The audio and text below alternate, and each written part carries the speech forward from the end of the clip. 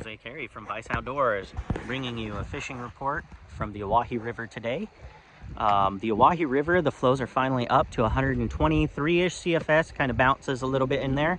Those are fantastic flows. Still on the lower side, but the whole river is full. There's no more like big exposed rock areas. You can actually see right down here. It's all the way up to the high water mark, which is what we want to see.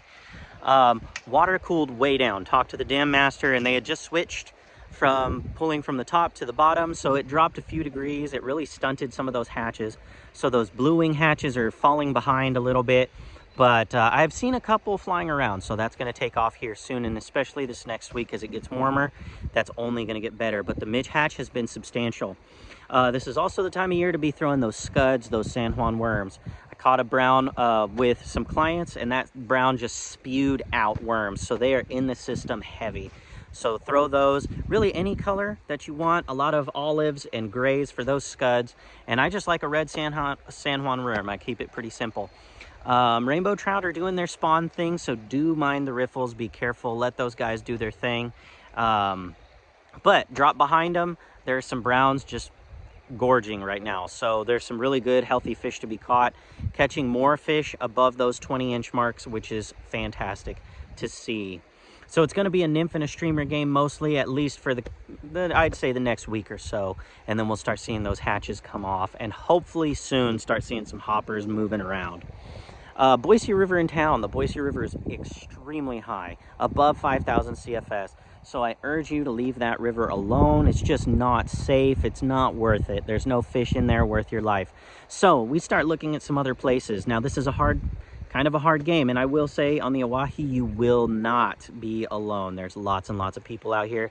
Kind of the only game in town. South Fork of the Boise is going to be closed until Memorial Day, and when it opens it will be very high, so I don't recommend going and wade fishing it on that opener. The Boise in town is going to stay high for a while, and once it drops it'll take a little bit to kind of acclimate and get back into the swing of things.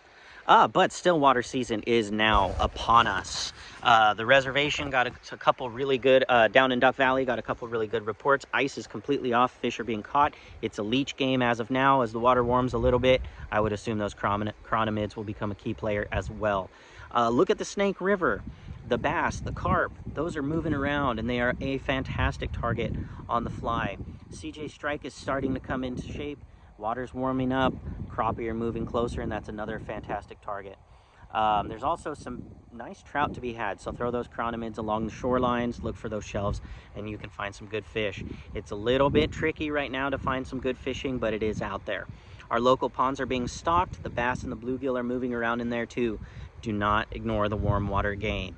There's a little bit of a grind left with these winter flows, or this runoff that's happening, and that's going to continue for a little while. We got lots of snow, which is really good, which is going to make for a fantastic late summer fisheries. But if you have any questions, leave them below.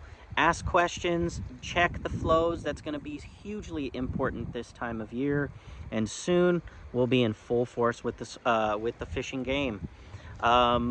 Be careful out there, and tight lines, everyone.